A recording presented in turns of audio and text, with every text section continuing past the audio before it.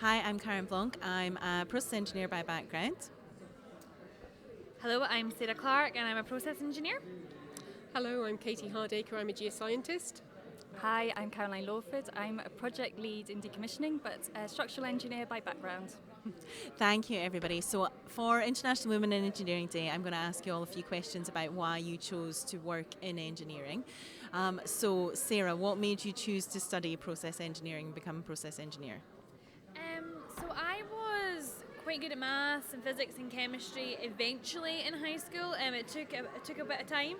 And my dad is a piping engineer in the oil and gas industry. And I remember getting my report card and he was like, "You're really smart. You Thanks, could Dad." do." I was like, "Thanks, Dad." You could become a process engineer. And then I went along to a careers fair at Strathclyde University, and I got chatting to them and told me all about Frank Morton. My dad's like, "You're not going there." And I'm like, "I'm definitely going to that uni." And that's kind of how it went about. It just sounded really interesting career. It's something I was kind of familiar with already, and it's something that hit all the subjects I liked. Okay. And now that you're working in it, you would still say that it's the right career for you? Yeah, I think it opens more doors that I never really expected when I was in first year at university. So now I'm looking more towards engineering management and going up to the kind of director profile side of things, like long-term career plan. But it was something I've never even thought whilst at university. So, Katie, you identify as a woman in engineering, not as an engineer. What made you choose the career path that you chose? I knew that I wanted to work in a sector that impacted people on a daily basis, not to do something esoteric or something that was purely about finance or money, but something that was tangible where I could see what I was doing was making a difference to people's lives. And there's nothing quite as fundamental as energy. And thinking about other things engineers do, energy, transport, water, they're all so fundamental to our daily lives. That's what really attracted me to it. I can relate to that. So now that you have been working in oil and gas for a period of time, would you say that you're still inspired to work here? What I love about oil and gas and the energy industry is the diversity of backgrounds that people have when they come into it. You can meet people who've studied so many different things in different parts of the world, and that brings a richness to your daily working experience. I also love that it's a very creative industry. We're never trying to solve exactly the same problem, and it's creativity within constraints. So you always have to obey the physical principles and the regulatory framework, but beyond that, it's so creative. Okay, great. Thank you. I like your answer. Caroline, you're a structural engineer. So what made you decide to study structural engineering? So I suppose I sort of fell into structural engineering after trying a few different things. So I loved science and maths, looked at a load of different degree courses and sort of hedged my bets a little bit and went for civil engineering with architecture.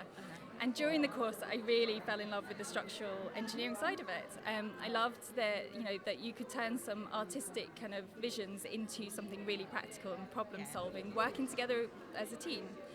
So then I left university, I went into building structures, and then eventually migrated across to oil and gas. And I love the role that I'm in oil and gas now, because that's solving problems but on a bigger scale with a much larger team, and having to and it, kind of an international team in a lot of senses. I work with a lot of people that are in different countries as well, and that brings a whole new dynamic of engineering and science, maths, but also people to the equation as well. And I really love that about my job. Given that INWED is about attracting girls and women into engineering, what's one piece of advice that you would give to a girl who's currently at school who might or might not be thinking about a career in engineering? I'll just work along you all again. So I would say engineering is a great career choice to go into, regardless what type of engineering you choose to go into, because it's all transferable skills. I remember when we started uni, they told us, stick it through the course because you can go into so many different sectors, even if it's not engineering, although please go into engineering. It's got transferable skills, and it can give you a very wide-ranging, fulfilling career. That's what I would say. Excellent. Katie, how would you answer? If you're thinking about a career in engineering and you want to know what to do at university or at school, I would say stick with it.